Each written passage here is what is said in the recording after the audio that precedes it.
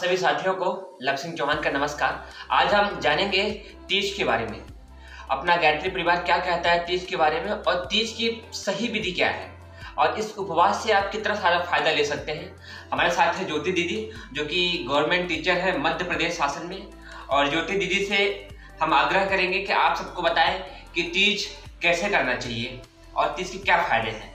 तो हम पूछेंगे दीदी से। दीदी आप कुछ हमारे दर्शकों को बताइए तीज के बारे में। सभी को प्रणाम। वैसे तो हरतालिका तीज का जो त्योहार होता है पूरे भारतवर्ष में मनाया जाता है और सभी अविवाहित और विवाहित बहनें इस व्रत को बड़े ही श्रद्धा पूर्वक करती हैं।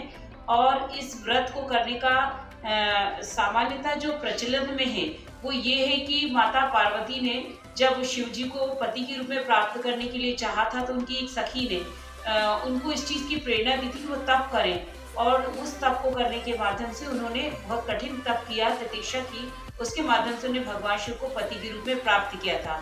तो हम बहनों के बीच में यही संदेश प्रचलित है कि हम अपने पति की दीर्घायु के लिए और उत्तम पति प्राप्त करने के लिए कन्याएं इस व्रत को करती हैं।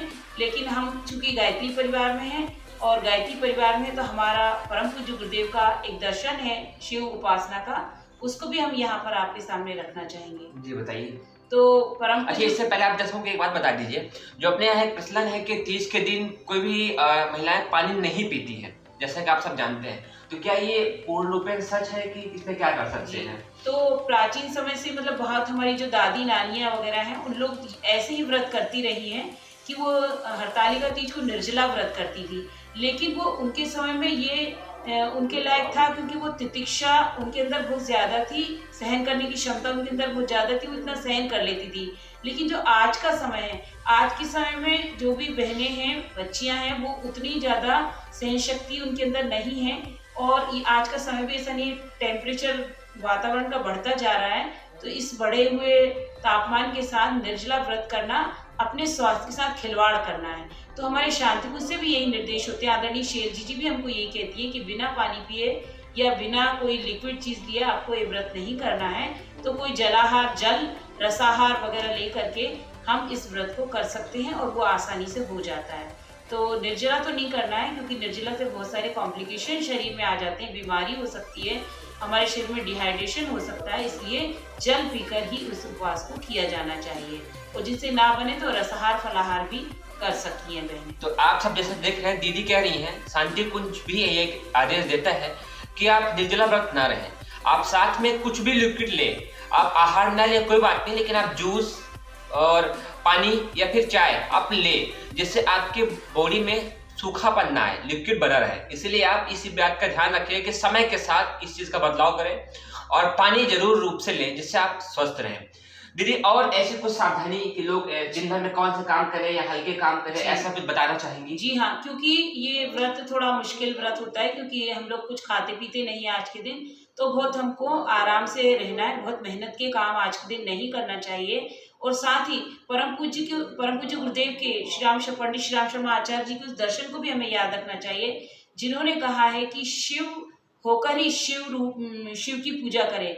मतलब जैसे माता पार्वती हैं, उन्होंने अपनी सखी के जो निर्देश पर ये व्रत किया था, वैसे ही हम सखी किसे माने, ये जो प्रकृति है, पूरी पूरी कायनात है जो हमारे साथ है, हम उनको साथ लेकर के शिव पूजन करें और अपने अंदर शिवत्व को धारण करने का प्रयास करें। जैसे माता पार्वती भगवान शिव को गुरु के रूप में मानती थी और उनके आदेश पर चलती थी, वैसे ही हम आज के दिन भगवान शिव की आराधना एक साधिका के रूप में आज के दिन करें। पति की लंबी आयु की प्रार्थना तो करें ही, वो तो हमारा एक तप का एक अंग है, लेकिन साथ ही जो हम तपस्या कर रहे हैं उसमें हमारी जो भावनाएं हैं उनको भी हम प्रगाढ़ लेकर के, तितिक्षा के रूप में लेकर के हम साथ में करें, जिससे कि हम शिवत्व को प्राप्त कर सकें। और जो हम पार्वती, जैसे पार्वती है साधिका, तो उसी तरह से साधिका के रूप में हम भगवान शिव की आराधना करें तो हम शिव के कल्याणकारी स्वरूप का दर्शन कर सकते हैं। क्योंकि वैसे भी पति पत्नी का जो रिश्ता होता है वो प्रेम, स्नेह और एक दूसरे के प्रति समर्पण का भाव दर्शाता है।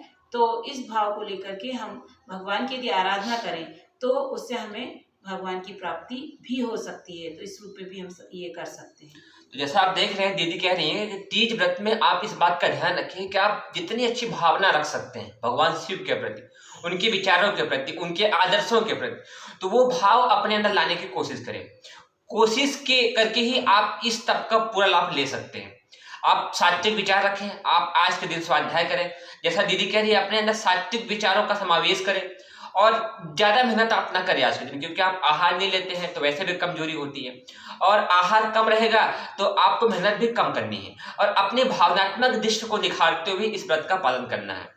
दीदी आप भी रहती होंगी इस व्रत? जी हाँ। तो आप किस तरीके से रहती हैं और जी क्या ध्यान रखती हैं, थोड़ा दर्शकों को ये जी बता दीजिए हाँ, आप। मैं भी करती हूँ हरतालिका तीज का व्रत और मैं परम पूज्य गुरुदेव ने जो दर्शन दिया है उस दर्शन के अनुसार ही मैं इसको करती हूँ। परम पूज्य गुरुदेव ने शिव का जो दर्शन दिया है कि शिव यानी कि कल्याणकारी देवता हैं जो कल्याण करने के लिए इस धरती पर हैं, तो उन शिव की आराधना जैसे उनके जटाओं में गंगा जल प्रवाहित होता है, जटाओं से धीरे धीरे आगे बढ़ता है, ऐसे हम ज्ञान के प्रवाह को धीरे धीरे अपने अंदर आत्मसात करते चले। भगवान शिव का तृतीय नेत्र है तो वो विवेक की ओर इंगित करता है, तो हम विवेक को अपने साथ लेकर के चलें। उनके गले में विषधर है, मतलब कि जो विषधर है कि हम अपने बुरे जो ऐसे लोग हैं जिनके अंदर कमियां हैं, बुराइयां हैं, उनको भी अपने साथी बनाकर चलें, उनको उनकी बुराइयों को दूर करते चलें। उन्होंने अपने कंठ में विष को धारण किया है तो हम भी बुराइयों को अपने अंदर पचाएं नहीं बल्कि कंठ में ही रखें, उसको ना उगले ना फिर अपने अंदर ले जाने का प्रयास करें। और इस तरह से भगवान शिव गले में मुंडों की माला पहनते हैं, मतलब अपने मृत्यु को हम अनवरत याद रखें। उनके हाथ में त्रिशूल है तो लोभ मोह अहंकार जैसी प्रवृत्तियों को अपने से दूर रखते हुए हम इसको करें। हमारा YouTube चैनल पर भी शिव के दर्शन का, शिव का तत्व दर्शन का वीडियोस हैं, वहाँ पर आप उनको भी देख सकते हैं और फ्री कॉन्फ्रेंस कॉल के माध्यम से हम लोग स्वाध्याय करते हैं, वहाँ पे भी हम लोग इसका दर्शन बताते हैं, तो उसको भी आप सुन करके आत्मसात कर सकते हैं और अपनी साधना को सफल बना सकते हैं। सभी लोगों को हरतालिका तीज की बहुत बहुत सारी शुभकामनाएं। तो जैसा आपने समझा तीज के बारे में, आपको जल और लिक्विड ले सकते हैं। इस दिन आप बहुत अधिक मेहनत ना करें, अपने विचारों को भगवान शिव की तरह बनाएं, उनके आदर्शों पर चलने की कोशिश करें और जितना अच्छा आजकल आप जीवन जी सकते हैं उतना अच्छा जी, और निरंतर स्वाध्याय का क्रम बना के रखें सुबह से शाम तक का। और इस बात का आप ध्यान रखें कि बारीकी से जीवन जिए।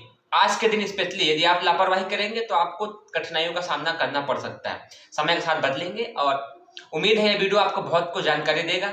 हमारी दीदी गायत्री परिवार की है और पंडित श्री राम शर्मा आचार्य जी के विचार आपके बीच हम लेकर के आए हैं और उम्मीद करते हैं कि आप सब समझेंगे और आज का उपवास कितने अच्छे तरीके से आप कर सकते हो वो सब निभाएंगे। आप सबको बहुत बहुत धन्यवाद।